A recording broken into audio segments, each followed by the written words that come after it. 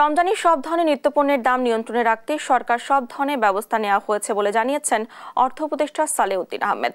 মঙ্গলবার দুপুরে সচিবালয়ে এক সংবাদ সম্মেলনে এ কথা জানান তিনি। এ সময় আইনশৃঙ্খলা পরিস্থিতি নিয়ে ব্যবসায়ীরা উদ্বিগ্ন বলে জানান তিনি। ব্যবসায় নিরাপত্তা দিতে না পারলে বিনিয়োগ হবে না বলেন অর্থ উপদেষ্টা। এ সময় যুক্তরাষ্ট্র থেকে আসা $29 বিলিয়ন নিয়ে তদন্ত করা হবে কিনা জানতে চাইলে অর্থ উপদেষ্টা বলেন, এটা অর্থ মন্ত্রণালয়ের বিষয় নয়, তবে অর্থ এলে এবং তার সামাজিক উন্নয়নে খরচ হলে সমস্যা নেই, আপত্তি থাকার বিষয় নেই। আমাদের চেষ্টা করছি যে রোজার সময় যারা কোনো রকমভাবে দাম না বাড়ে, সরবরাহটা নিশ্চিত করলে অনেক সময় আবার সঠিক দামে আবার ভোক্তারা পায় না। এইখানে আবার মার্কেট ডায়নামিক্স আছে, তাই না? হোলসেলাররা, রিটেলাররা, আমি কয়েকদিন আগে বলেছি যে মজুদ যারা করবে তাদের ব্যাপারে সতর্ক। ধরেন আজকে শ্যামবাজারের যে দোকান, মৌলভীবাজার বা ঢাকার নরসিংদী বা ধরেন মহাস্থানগড়ের বা কুমিল্লার দাউদকান্দিতে ডিফারেন্ট প্রাইস হবে।